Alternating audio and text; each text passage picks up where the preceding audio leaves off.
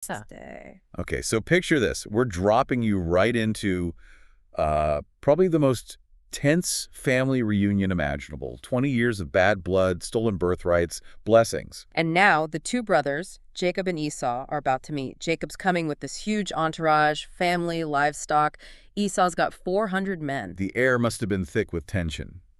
So today we're doing a deep dive into that single moment, that whole encounter, based just on what Genesis 33 tells us. Exactly. We're going beyond just they made up. We're looking at Jacob's, well, frankly, his strategy, Esau's completely surprising reaction, and then how they ultimately went their separate ways. It's fascinating stuff. Let's start with Jacob then, because he is clearly, let's say, bracing for impact. He sees Esau coming with all those men, and his first move is pure calculation. It's almost like a military formation, the way he arranges his family. He divides the children up, Leah's kids, Rachel's kids, and the kids of the two female servants. And the order he puts them in, that tells you everything, doesn't it? It really does.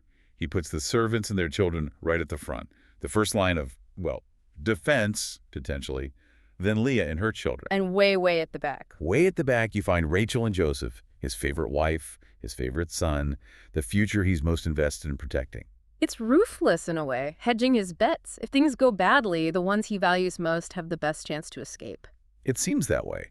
But then, immediately after setting up this hierarchy of risk, Jacob himself does something extraordinary. He steps out in front of everyone, puts himself right at the point of contact. And the text is so specific, he bows down to the ground 7 times as he approaches Esau. 7 times. That's not just a nod. That's deep ceremonial submission. Is he trying to flatter Esau? Or is this sheer terror? It feels like a mix, doesn't it? He's been carrying this guilt for 20 years. He stole the blessing, the birthright.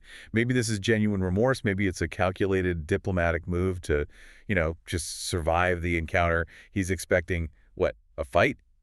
Anger? At the very least, maybe a cold shoulder. He performs this act of total surrender, and what happens next just blows all that calculation away. Completely. Because Esau doesn't wait. He doesn't stand there assessing the situation. He runs. Runs towards Jacob. Runs to meet him. Throws his arms around his neck. Embraces him. Kisses him. And the text says they both wept. Wow. So all that careful planning, the strategic placement of the family, the 7 bows. It kind of melts away in this completely unexpected wave of emotion from Esau. It's incredibly human. The strategy meets this raw, spontaneous affection. You can just feel the relief, can't you? Not just for Jacob, but for everyone standing there watching. Absolutely. And then Esau, kind of catching his breath, probably asks, "Who are all these people with you?" And Jacob's answer is perfectly pitched, isn't it? Sticking with that humble servant role. He says, "They are the children God has graciously given your servant." Very pious, very deferential. But interestingly, even after that hug, that moment of connection, the rest of the family still goes through the motions Jacob planned. Yeah, that's fascinating. The protocol still unfolds. The servants and their kids come forward and bow. Then Leah and her kids, they bow too. And finally, Rachel and Joseph come up from the back and bow down. So the emotional breakthrough didn't just erase the whole strategic framework Jacob had set up. Not instantly, no. Which maybe suggests how deep Jacob's fear, or maybe just his planning, really was. Okay, so the personal reconciliation seems to happen with that embrace, but there's unfinished business, isn't there? The gifts. Right. Jacob had sent huge amounts of livestock ahead as a gift, a massive peace offering. And Esau asks him point blank, "What was all that about? All those herds I met on the road?" And Jacob is clear. "It's to find favor in your eyes, my lord." He's still using that title, my lord. It's an offering, essentially restitution for the past wrongs. Yeah. It needs to be accepted for the reconciliation to be, fully sealed. But Esau, again, surprising maybe, tries to wave it off. He says something like, "I've got plenty, brother. Keep it for yourself." Which is a generous response. It shows Esau isn't holding on to bitterness, at least not financially. But Jacob can't let him refuse. Why not? Why is it so important Esau takes the gift? Because accepting the gift is the symbolic acceptance of Jacob's repentance of the peace offering. If Esau refuses, it leaves things incomplete. Jacob needs this gesture for his own peace of mind, maybe even more than Esau needs the livestock. So Jacob insists, and his argument is pretty intense. He really ramps it up. He says, "No, please. If I found favor with you, please accept this gift from me." And then comes this line. Yeah. "For to see your face is like seeing the face of God, now that you have received me favorably." Oh, okay, that's laying it on thick.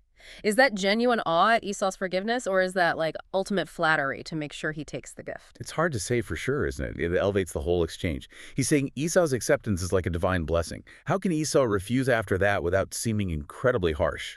It paints Esau into a corner, diplomatically speaking.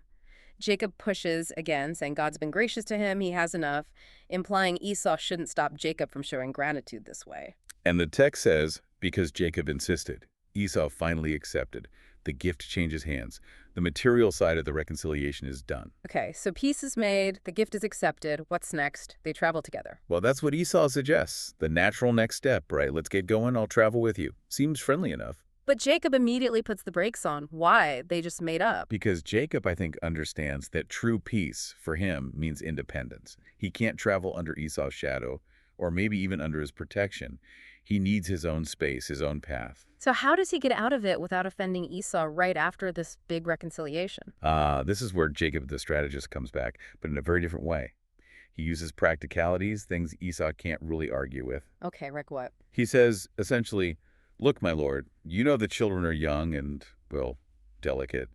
And he adds, I've got nursing ewes and cows with me. Right, the flock needs careful handling. Exactly. And then he delivers the crucial line. If they're driven too hard for even one day, the whole flock could die.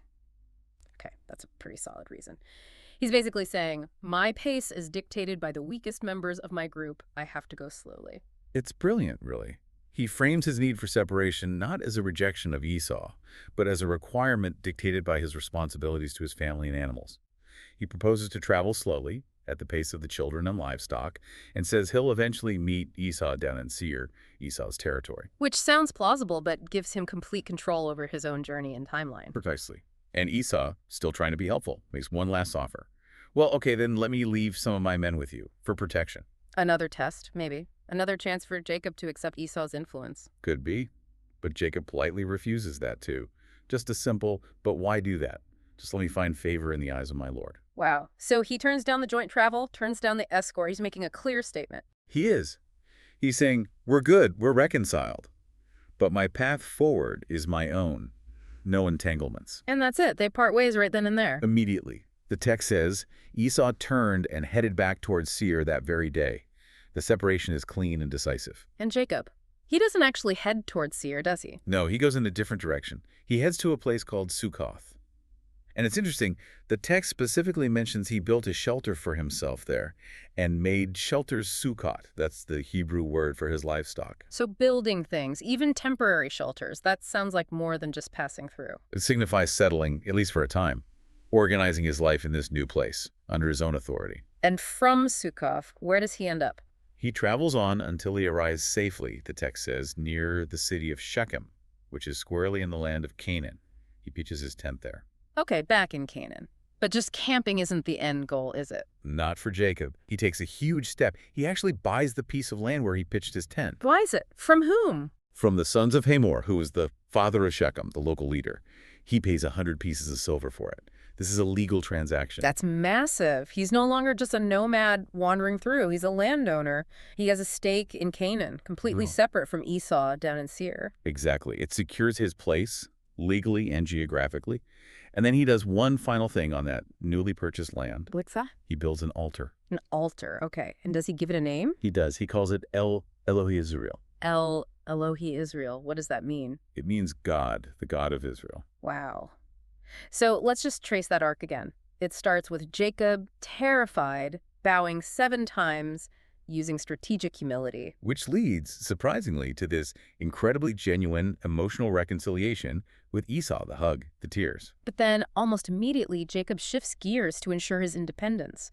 The careful refusal to travel together, the slow pace dictated by his family. Leading finally to him purchasing land, putting down permanent roots in Canaan, far from Esau. It's a journey from fear through reconciliation to self-determined establishment. It wasn't just about making peace, it was about carving out his own future. Right. And that brings us to the final question, maybe something for you listeners to chew on. After all that intricate negotiation, the fear, the relief, securing the land, why is Jacob's final act in this whole sequence naming that altar God, the God of Israel? What do you think that tells us? Well, think about it. He's just navigated this huge earthly challenge, secured his family, his property. But the culmination isn't just about the land deed, it's this declaration, El Elohe Israel.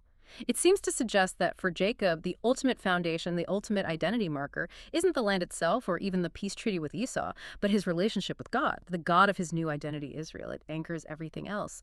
Makes you wonder what the real core of the story is, doesn't it?